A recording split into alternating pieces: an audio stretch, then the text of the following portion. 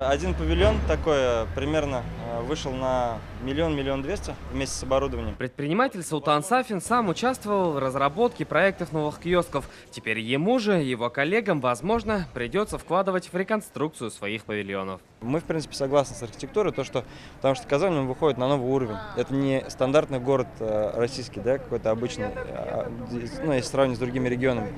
И поэтому в Казани очень важно держать некий статус. Поддерживать статус будет 21 проект. Здесь есть отдельные макеты для продажи мороженого, сувениров и напитков. Плюсы очевидны. Бизнесмен экономит на архитекторе, услуги которого сейчас стоят минимум 50 тысяч, и времени, которое бы ушло на согласование своего проекта.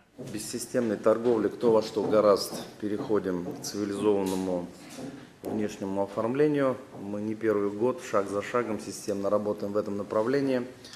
И что важно и правильно, делаем это в тесном сотрудничестве с самими предпринимателями. Важно отметить, что в середине июня в договоре о размещении нестационарных торговых объектов появился новый пункт. Теперь предприниматели смогут работать только при наличии акта приема постройки, а потому владельцам таких зданий рано или поздно придется привести в порядок забегаловки из прошлого.